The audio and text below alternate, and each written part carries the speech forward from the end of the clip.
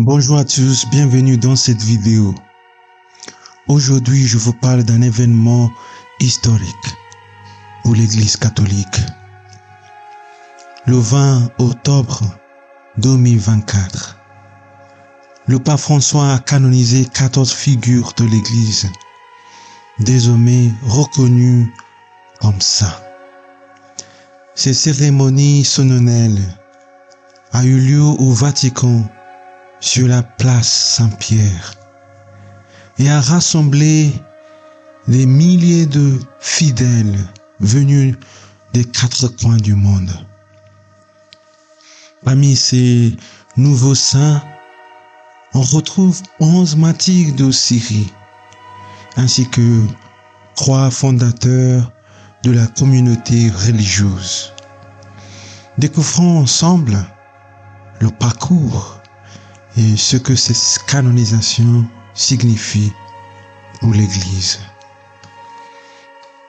Dans l'Église catholique, la canonisation représente la reconnaissance officielle de la sainteté. Pour y parvenir, plusieurs étapes sont nécessaires. D'abord, la personne doit être décédée depuis au moins 5 ans et elle doit avoir mené une vie exemplaire de foi chrétienne.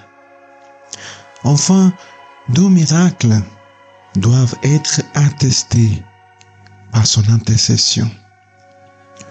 Ce processus rigoureux permet à l'Église d'honorer ceux et celles qui se sont distingués par leur foi et leur dévotion exceptionnelle.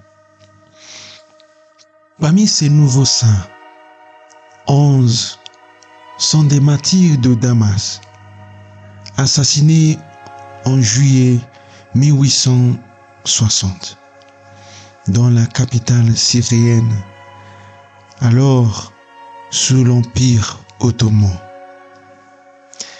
Ils sont des symboles de la persécution chrétienne de cette époque, tués pour leur foi par un groupe de musulmans druzes. Ces martyrs comprenaient 8 religieux franciscains et 3 laïcs maronites, les frères Massabki.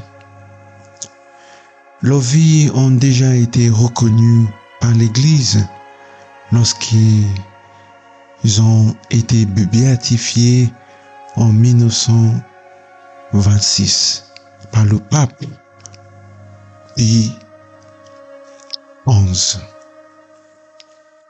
Leur sacrifice représente une profonde dévotion envers le Christ, et leur canonisation nous rappelle que la foi peut survivre même aux persécutions les plus terribles. Les 3 autres figures canonisées sont des fondateurs de communautés religieuses. Nous avons Giuseppe Alamano, un prêtre italien engagé dans la mission.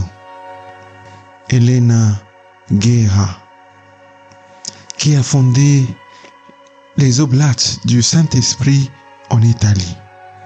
Et Marie-Léonie Paradis, une religieuse canadienne, fondatrice des Petites Sœurs de la Sainte Famille. Ces figures ont consacré leur vie à la mission et à l'éducation chrétienne.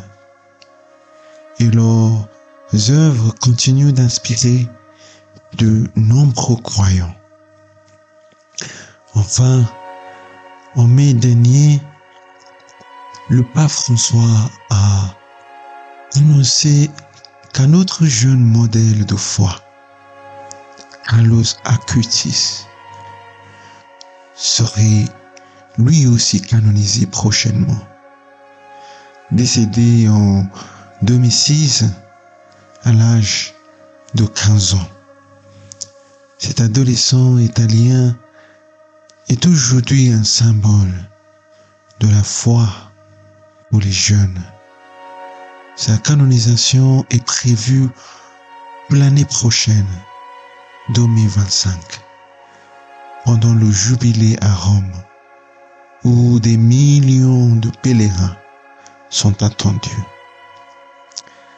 Ces nouvelles canonisations sont un rappel puissant de l'universalité de l'Église qui reconnaît des saints de toute origine et époque, que ce soit par le martyre ou par le service de la foi. Ces nouveaux saints nous montrent le chemin du don de soi pour le Christ. Leur exemple nous invite à approfondir notre propre foi et à suivre leur engagement et leur amour pour Dieu. Merci de votre écoute et à très bientôt pour un autre sujet de foi.